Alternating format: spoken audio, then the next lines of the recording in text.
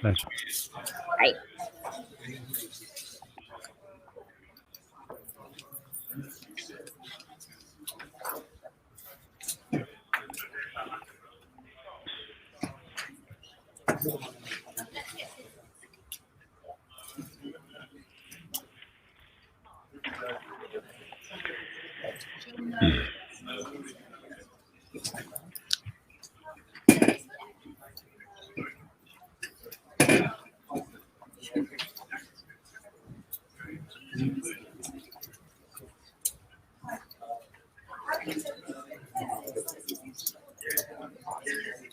Hello, hi, good afternoon, welcome back. A quick 5-minute break there from Advita and Priya's session.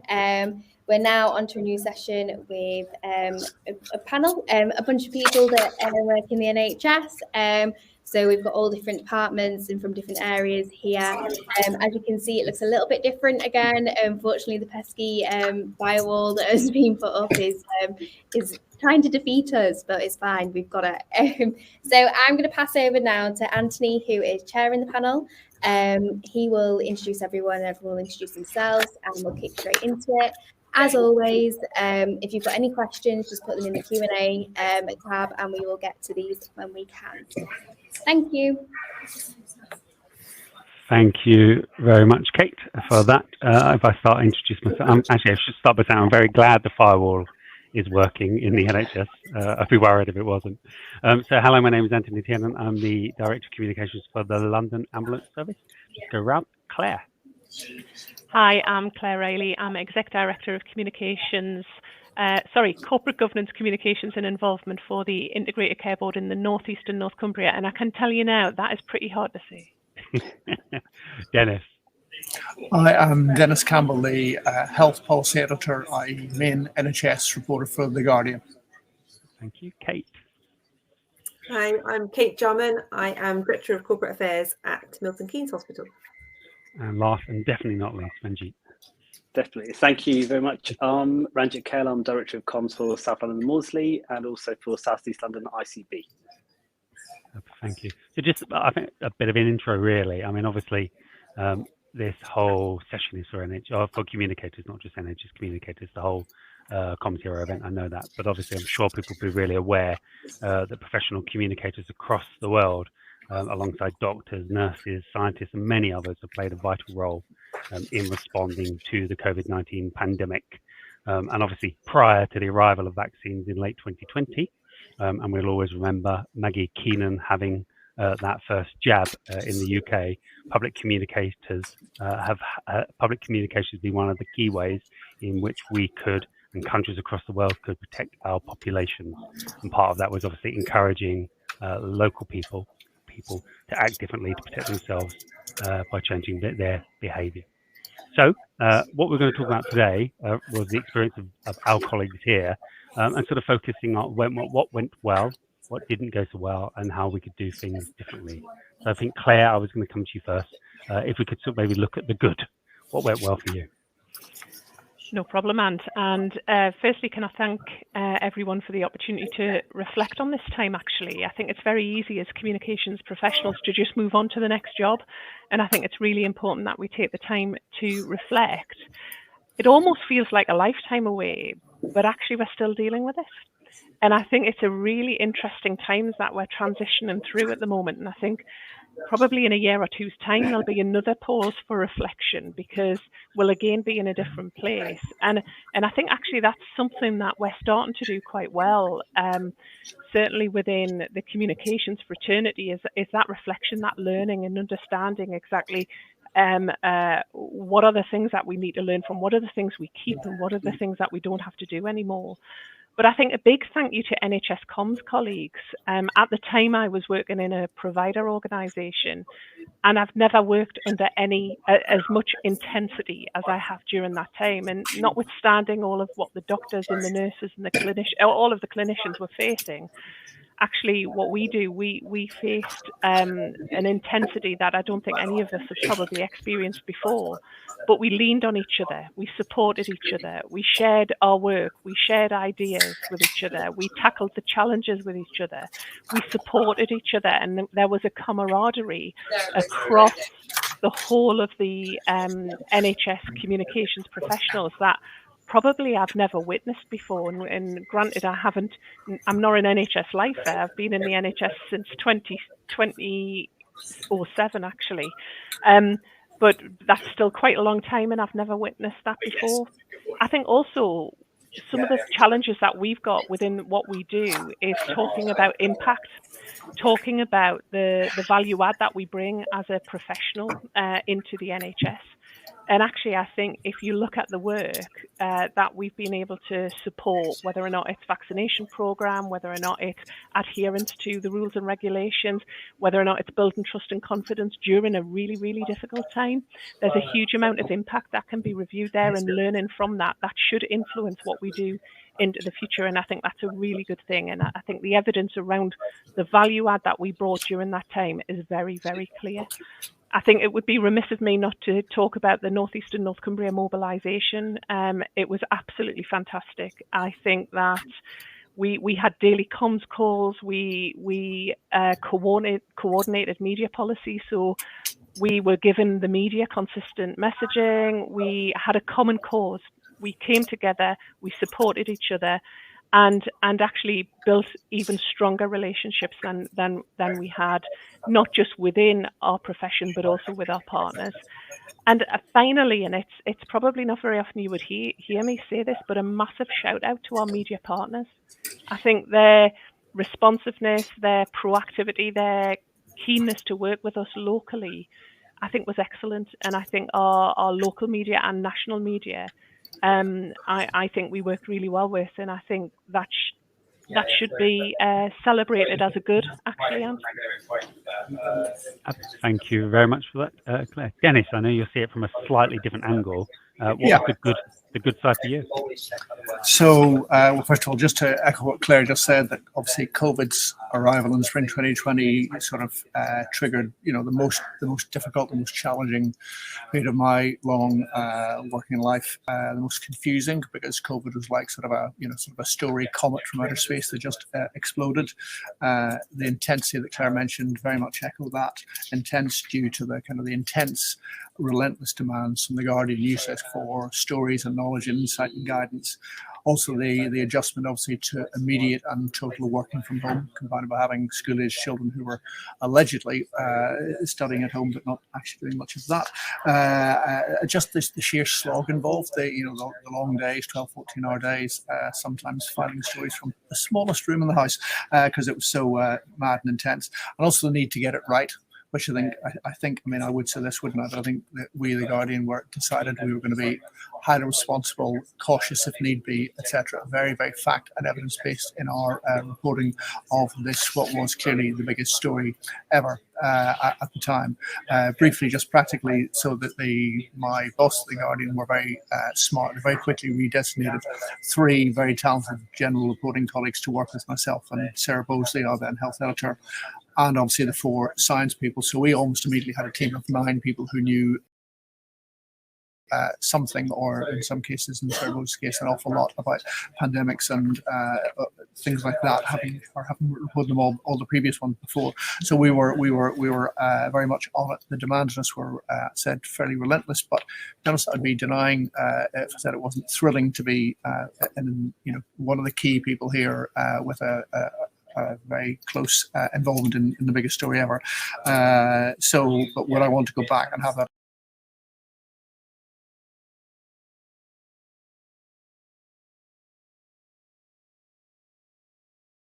experience again? No, not really. Too much. What worked well? So I'm going to say the things that worked well, that really helped us, given that we were all working from home, contacting, communicating with our colleagues, always remotely. There was immediately a relentless new scheduled diet of things to keep up with, release of figures and statistics, press conference briefings, etc. We covered all of that pretty well. Myself, health and science colleagues doing a lot of it. Our lobby colleagues doing particularly the 5 p.m. Downing Street briefings. We were helped by scientific and medical experts. We had people who already knew between us. We were helped by the individual contacts we already had. In my case, kind of a across the NHS, doctors, chief execs, union reps, a whole range of people. But you'll notice, and we'll come on to this, that in the list I've just given you, there were some, but not as many as I would have liked, NHS comms people, some very good ones because there are some outstanding ones, but not enough, and sort of not quite a climate of fear, but sort of a veil of unhelpfulness fell down, which was uncomfortable and awkward and difficult to negotiate, and constrained the reporting one could do. But we'll come on to talk about that in the next section, I think. Thank you very much, Dennis. Kate, what was good for you? Thank you. I think probably I'm going to repeat some of the things that people have already said. We had an early start with COVID in Milton Keynes as a comms community and as a community full stop, because we had the second repatriation centre from Wuhan of British citizens coming back in February 2020. So we had that kind of early getting together as a major incident response community, and I like working with major incidents. I started my career in the police. It's kind of what I'm used to. I think the duration of COVID and the intensity of it over a long period of time really tested that actually for us as professionals, and it tested all of us, I think, organisationally. So it was really evident, I suppose, in that early start that the communications community could come together really well together, and actually we're willing to muck in, support, and do what comms do really well, which I guess may also be a bit of an comms that act as a sort of hub, an enabling function for other people to sort of roll up our sleeves and get on with stuff. For me, I think internal comms was something that was really great out of the pandemic. We really transformed internal comms. We started engaging very differently. We had to engage very differently with people working from home. You might have seen, I don't know what the background is like for this, but my kids and a dog walked in the middle of this, so some of it's definitely not good. But working from home, engaging with people in a different way, I think we really looked into people's lives in a different way during the pandemic, and we got to know people, I think, in our organisations, and certainly probably in leadership teams.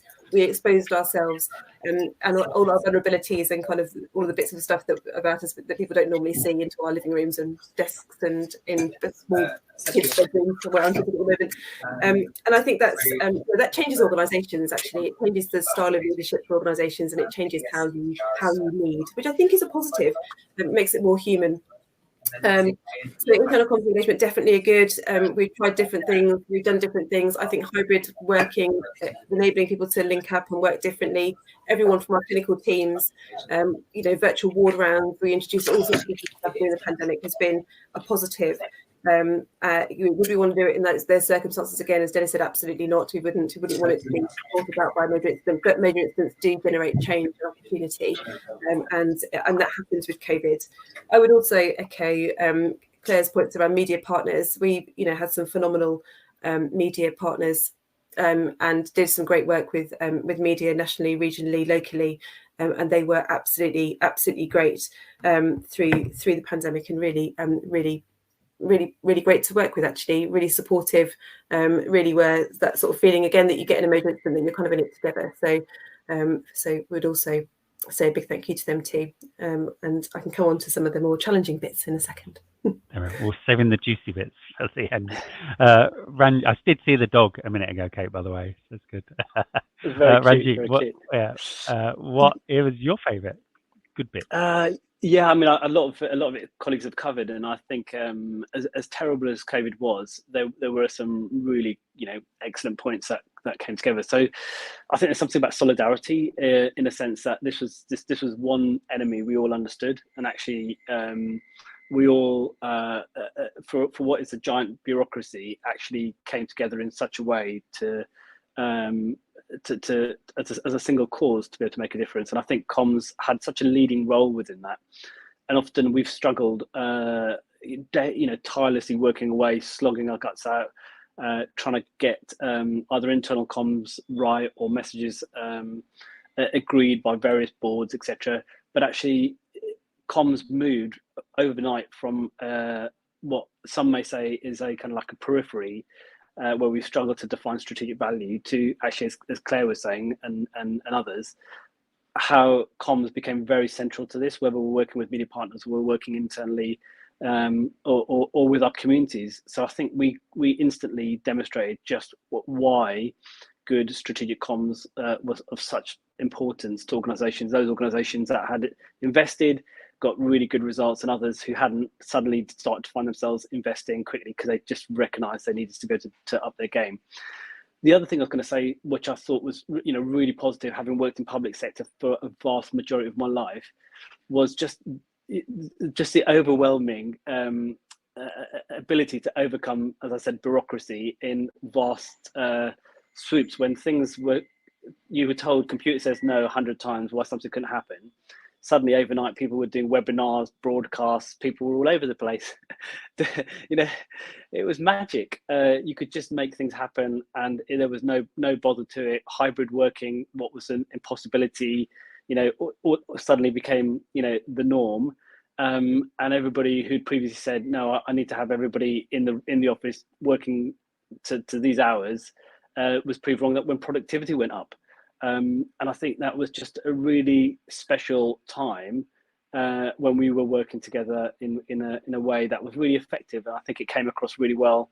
And I genuinely think comms is better of it, having to have gone through something that was really quite awful. But from a comms perspective, I think they were some of the good things.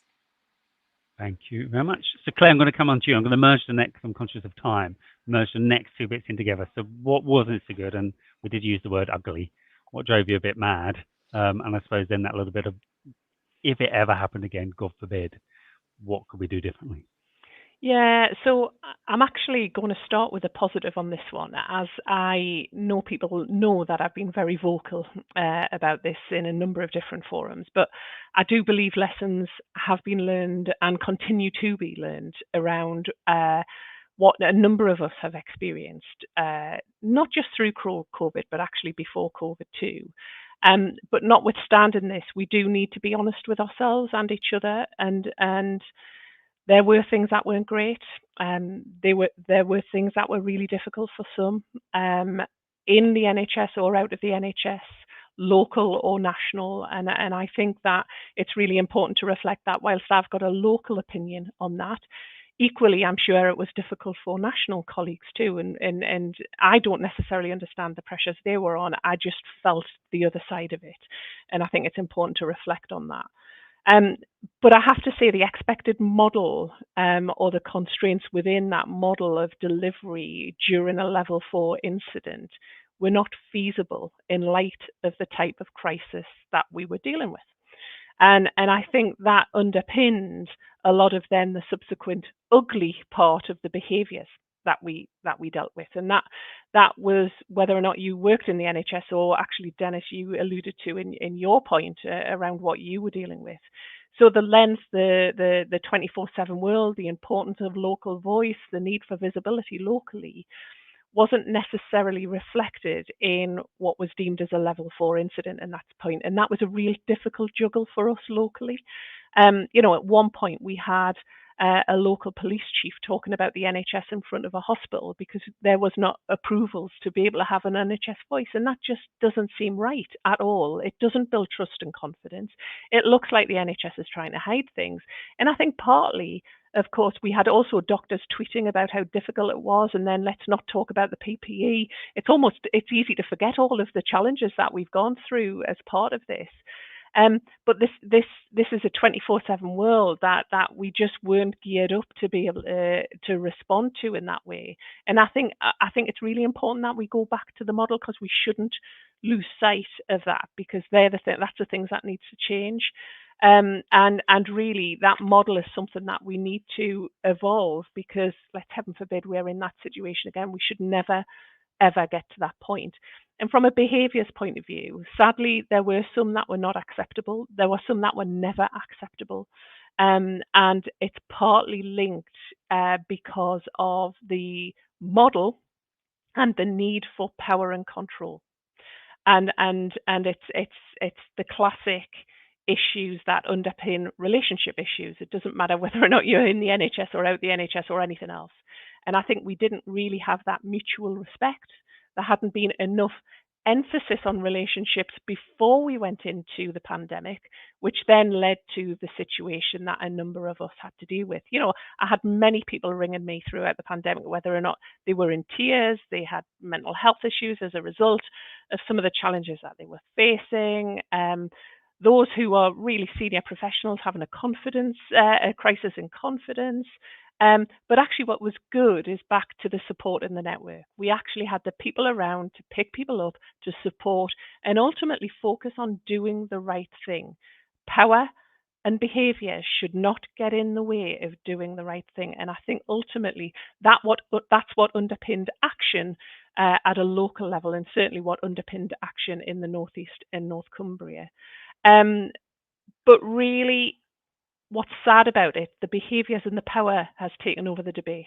And what I'm really keen to do is almost we've experienced that. We need to move on. We need to invest in relationships. We need to focus on relationships. We also need to get the model right. Because if the model's not right, the behaviours and relationships will just go out the window. Thank you very much, Claire. Dennis, again, I think you're going to see it from a slightly different, but I'm sure you probably feel some of the pain that we've felt and colleagues have felt. So several things, and all what I'm about to say prefaced by the fact that I appreciate totally that NHS comms people do not operate in a vacuum and are not the authors and architects of what they do and what they say and what they're allowed to do, because you are part of a system. You all have bosses, they have bosses, it all goes up to the top of the tree. So I accept that that's the real world. Certainly the immediate switch to central control of all communications was unhelpful, to put it mildly. The fact that trusts like the ones you're working all had to reference, as far as I know, everything up from day one, from the smallest to the biggest thing, from the most routine to the most sensitive or difficult query, up with the delay and the obfuscation and frustrations that involved for you and for us was hugely unhelpful, and it took a bit of while to comprehend just how total this was. And my news desk were like, well, why can't you just get an answer from the hospital about that simple question? And the answer was because they couldn't get sign off to it. You all know this and have the scars to bear. The fact that in everything, this kind of sort of it basically presaged control freakery on a scale I've never seen before in the NHS, and a range of behaviours I associate with. I think we've seen with sort of government PR since roughly the time of Tony Blair: spin, unhelpfulness, denial, occasional deceit, a whole set of behaviours that where negative should never have been allowed and should be anathema to a public service organisation and it's particularly its communications people. The fact that everything had to go through the NHS and the press office, it didn't just slow it down, but ended up getting denials of stories that turned out to be true. And we haven't at the time, so I won't go into it, but just we ran, myself and a colleague did a series of stories over some weeks about the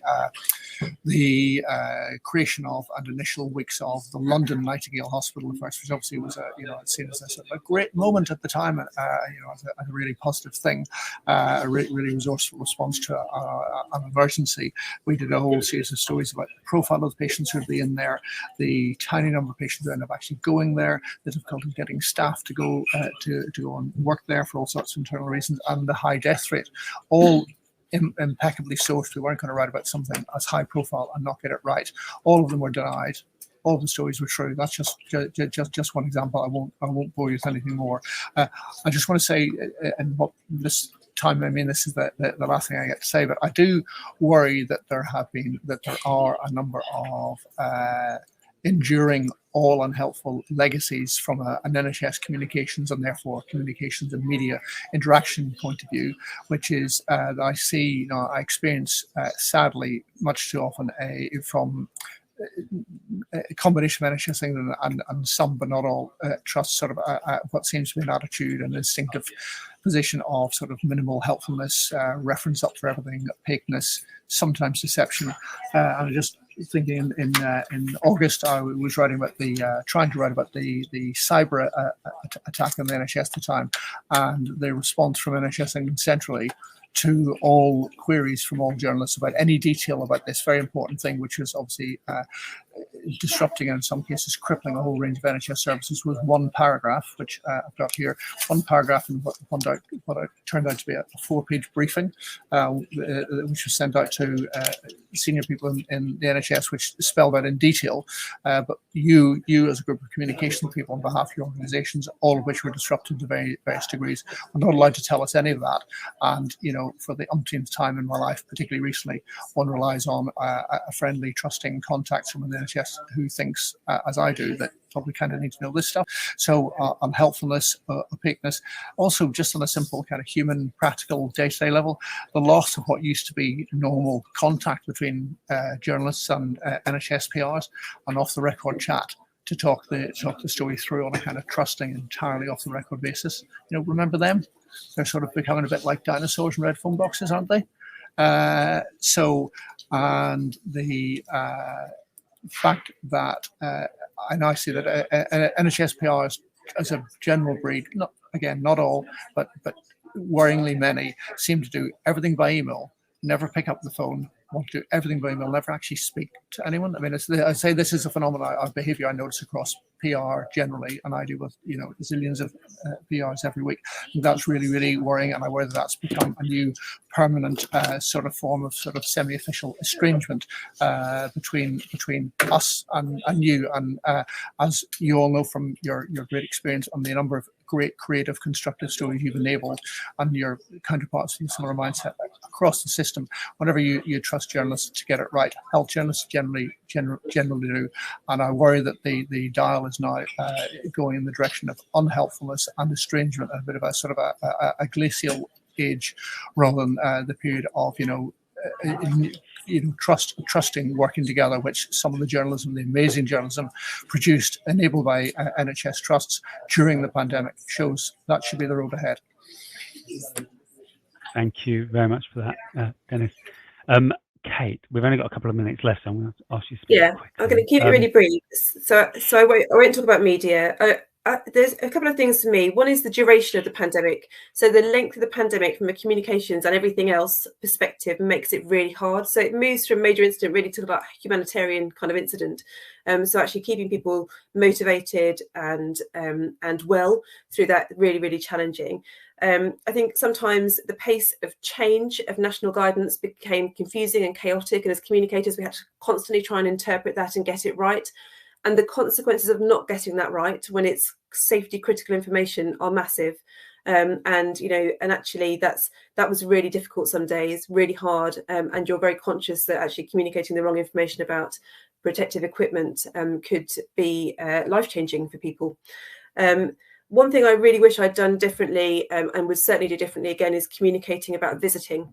So visiting restrictions and the impact, I think they were hugely underestimated, probably under-communicated. There wasn't enough focus on that. And I wish dearly that I'd done that differently, actually, because the impact it's had on families, lasting harm for people. And the other thing, very briefly, is reflection. We haven't done the pause. We haven't come together as a communications community at large in the NHS to come together, reflect and learn. I would really love to see a communications kind of post-major incident handbook coming out that we could all contribute to and hand down recommendations for us as professionals and organisationally that are adopted by NHS England and NHS organisations to pick up on some of these points and make sure that the next major incident we face, these same issues that we've talked about briefly today won't happen again, but also that we maximise the good. Okay, thank you very much. And Ranjit, in 1 minute, if you wouldn't mind, the bad and the ugly. Oh, you're on mute. You're on mute. Sorry, a lot of it colleagues have covered, so I won't rehearse that at all. I just guess for me, it's about dinosaurs wanting to go back to how it was, before the pandemic. And I just think we've got to continue to fight the good fight to be able to make sure we keep hold of everything that's good, recognizing what colleagues have already spoken about, the bad and the ugly. But for me, it's progress that we need to continue to make. Thank you very much, Ranjit. I think probably to summarise really, because I think we've only got a minute or so. There's a bit about sort of caught between saying, gosh, it's 2 years and so much has happened and we've all moved on, to actually I still think there are some wounds isn't the right word, but a lot of stuff to fix. But I think personally, there's a bit about, and I probably shouldn't say this, I'm now moving back to NHS England for a short period of time, but I think actually a lot of that fixing can be done and will be done at that local and regional level. And obviously we've now, in the last 6 months or so, introduced a new, whilst the job, the title of the organisation doesn't always sound sexy, the new ICBs and ICSs and all of those things have introduced, but that gives us that opportunity to look at it differently, where we will be doing it regionally and as collectives, as hospitals within those large footprints, to actually rebuild those relationships, whether it's as an NHS or with journalists or with stakeholders and other people that maybe we've cut off or disenfranchised, and or build on those successes that we had. I think I'm about to be switched off. So can I just say a massive thank you to Claire, to Kate, to Dennis, and to Ranjit. Hopefully people that have joined us found this helpful. Felt slightly therapeutic listening to my colleagues talk about some of this. So maybe if we did this again in the year, it'd come across slightly differently, but I still think it's quite early. Yes, thank you everyone. It's been amazing. I'll just pick up a few points from the chat so that you guys can see them. So we've had Asif say, great point about reflection. Often we know we don't have time for reflection. It's easily overlooked, and that's one of the reasons why we set up commsHERO, to reflect on projects that we all work from in all these different industries, from NHS, construction, housing association, anything.